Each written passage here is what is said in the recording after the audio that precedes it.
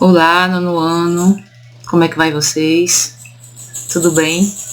Então aqui a gente está para mais uma aula nossa, né? Nosso momento de reforço de aprendizagem para trabalhar as habilidades, os descritores que vão ser suporte, né? Que vão ser subsídio para a avaliação de vocês do SAEB nesse final de ano.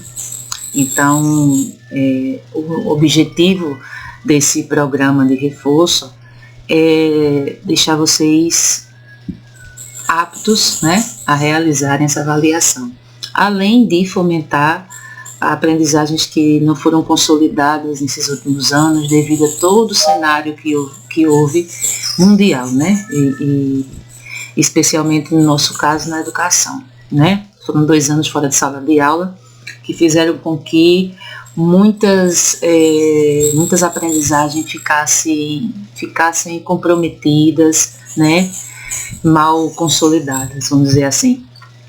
Então, nossa aula de hoje vai falar de volume, tá bom? Esse tema, volume, né, ele é um descritor da matriz SAEB, né, que é o descritor 14, que é resolver problemas envolvendo noções de volume. Então, nosso material de revisão, ele vem tratando de um capítulo sobre volume. Vou passar aqui para vocês, deixa eu diminuir aqui, tá? Olha só, é na página, deixa eu ver a página aqui, página 7 e 8, né? Essa é a página seguinte, certo? Nosso caderno de revisão é falando de volume e capacidade, né? E aqui nessa introdução aqui do caderno, ele vem tratando da noção de volume. Olha só, um recipiente que contém água até certa altura, e se mergulharmos uma pedra nesse recipiente, veremos que o nível da água aumentará. Eu acho que você já deve ter sofrido essa experiência. Por exemplo, quando você tem um copo de refrigerante, vamos dizer assim, e você acrescenta o gelo dentro do refrigerante. Naquele momento, dependendo do nível em que o refrigerante está no seu copo, o gelo pode fazer o refrigerante transbordar. Concordam? Então, porque você introduziu um volume a mais, né, dentro desse copo, que foi a pedra de gelo, no caso aí da pedra, né? Então, a pedra ocupou espaço que antes era ocupado só pela água, né? No caso, o gelo ocupou um espaço dentro do copo que antes era ocupado apenas pelo refrigerante. Então, vamos pensar que por isso o refrigerante esborrou, né? Então, esse espaço ocupado pela pedra é chamado de volume, o volume da pedra. Então, você pode dizer que volume é a quantidade de espaço ocupada por um sólido, por um líquido ou por um gás, né? Observe aí, nessas duas figuras, que o primeiro recipiente está marcando 20, né? Ele não está dizendo a unidade de medida, se é mililitro, se é litro, enfim, marcando 20. Então, ao introduzir a pedra dentro do recipiente, que é aí na figura seguinte, observe que o nível da água passou a marcar uma outra marcação, né? Passou a marcar 23. Significa dizer o quê? Que essa pedra tem volume 3, né? Ela foi introduzida, então o nível da água subiu, ficou marcando 23. Então isso quer dizer que eu tendo 20 de água e agora marcando 23, significa que o sólido que eu introduzi dentro desse espaço, ele ocupa volume 3. Compreendeu? Então isso que é volume, a capacidade, né, de ocupar um espaço, né, de um sólido que ocupa um espaço. Então, da experiência aí, o próprio livro traz aí as conclusões, você pode concluir que o volume da água deslocado é igual ao volume da pedra. Ou seja, ele se deslocou de 20 para 23, significa que esse espaço, né, de volume é o volume da pedra. Então, as medidas mais utilizadas para medir volume é o metro cúbico, que a gente chama M elevado a 3, né? A notação é essa, o decímetro cúbico e o centímetro cúbico. Agora, vê só essa relação de volume e capacidade. Capacidade é o volume máximo de conteúdo que um recipiente pode armazenar. Então, aquele recipiente lá em cima, né? Deixa eu estar aqui voltando. Aquele recipiente lá em cima, a capacidade máxima dele, né? Está marcando lá 20 26, né? Na marcação, pode ser um pouco mais, não está marcando, né?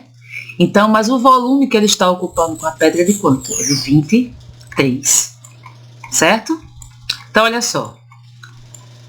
A unidade base para a medida de volume é o metro cúbico, a base, né? Que é a central. Então, a gente tem o centímetro cúbico, o milímetro cúbico, né? O decímetro cúbico, né? E podemos ter as maiores, que é o quilômetro cúbico, hectômetro cúbico, decâmetro cúbico.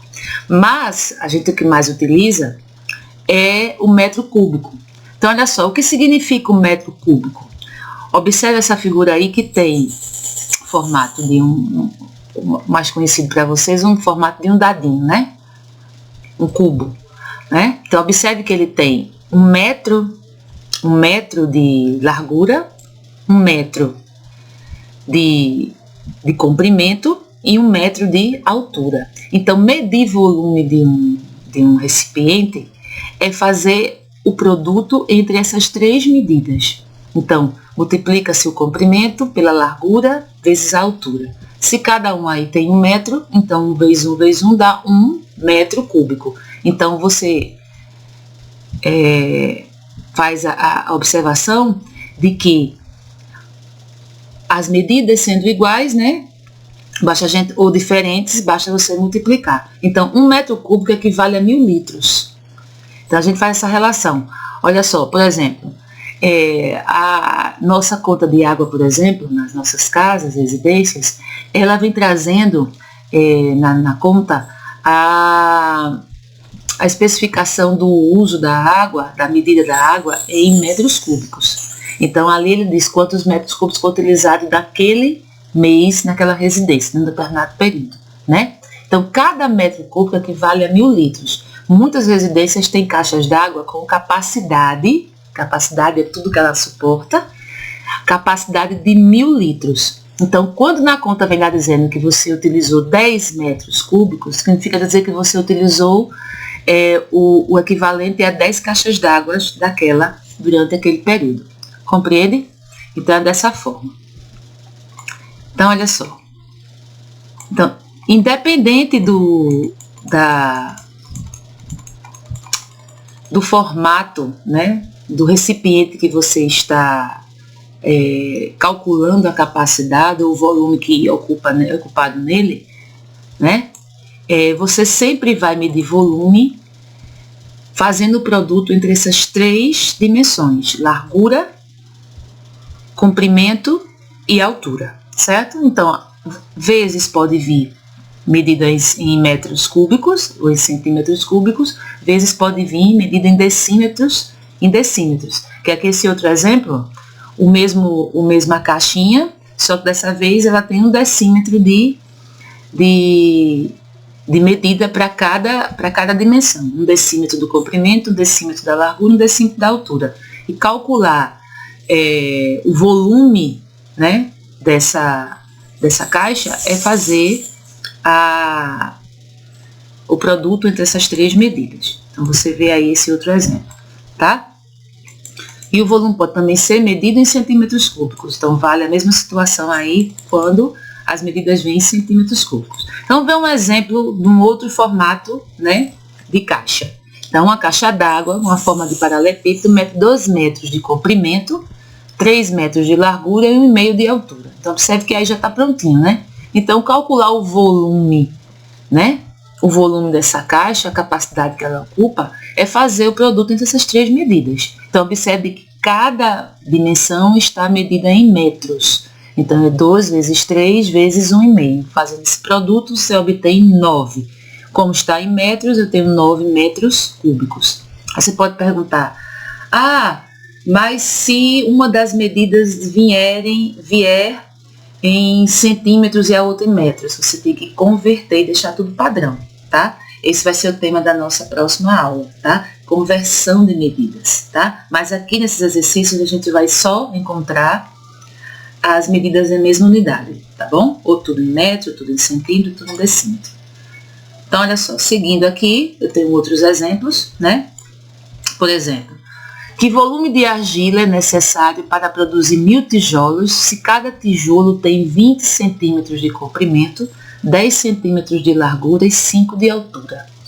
Então, observe uma aplicação da ideia de volume, né? Então, para se fabricar um tijolo de argila, é necessário um determinado volume, né?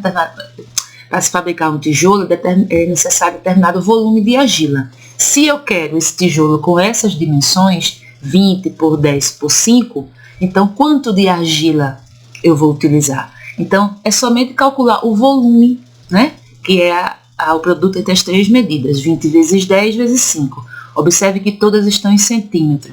Então, daí, fazendo o produto, eu tenho 1000 centímetros cúbicos. Mas observe que o problema não está perguntando só, não está perguntando apenas quanto é o volume, né, ocupado de argila em cada tijolo. Ele quer saber que para 1000 tijolos, né? Então, um tijolo são 1000 centímetros cúbicos. Então, ali, como são 1000 tijolos, o volume total de argila será o quê? 1000 vezes 1000. 1000 tijolos e para cada tijolo 1000 centímetros cúbicos. Então, vai dar o quê? 1 milhão de centímetros cúbicos. Ok? Então, observe que a pergunta desse probleminha não é só o volume que ocupa de argila nesse tijolo, e sim quanto de argila vão ser para 1000 tijolos, né? A gente tem que estar atento também no problema, qual é a pergunta. Nem sempre o primeiro cálculo a ser realizado na questão é a resposta do problema, tá? Então, fiquem atentos a isso. Um outro exemplo aqui para vocês, né? Tem uma caixa, e ele pergunta quantos pacotes de bolacha uma caixa com essas dimensões pode conter no máximo. Então, eu tenho caixas com uma caixa grande com essas dimensões e tenho pacotinhos de bolacha com essas dimensões. Então, eu preciso identificar qual é o volume de uma e o volume de outra, para saber quanto cabe aqui dentro, né? Então, olha só como ele faz. Ele faz o volume de capacidade, né? Ele faz a capacidade dessa caixa grande, que é de quê? 1.209 centímetros cúbicos, certo? Acho que teve um erro aqui de notação. 1.209, né? Que foi a multiplicação entre 24 vezes 28 vezes 18, né? E aqui ele fez o volume da caixa pequena, que é 6 vezes 6 vezes 14, que dá 504. Então, olha só. Então, o volume de uma é 12.096, não é 1.200 não. Olha aqui, 12.096. Então, se a caixa grande tem 12.096 de volume e a pequena 504, quantas caixinhas dessas vão caber aqui dentro? Então, é dividir. Então, observe que resolver o problema, no caso aqui, não é apenas calcular o volume de cada caixinha, e sim ver a capacidade, né, e fazer ver a capacidade que a maior tem de comportar a menor. Então, você tem que fazer uma divisão, né, quanto uma parte cabe na outra. Então, fazendo a divisão, vão 24 caixinhas pequenas, tá bom? E aqui ele faz alguns comentários a respeito. Na sequência aqui, segue algumas questões. Eu vou pedir que vocês façam a questão 132, a 133, a 134, a 135 e só, tá bom? Então, eu vou colocar esses arquivos aqui em foto aí no grupo da turma para vocês, ok? Então, gente, tá aqui hoje nossa aula sobre volume, né? E as situações que é necessário que vocês retomem para introduzir esse conhecimento, tá bom? Então, bons estudos e até semana que vem. Tchau, tchau.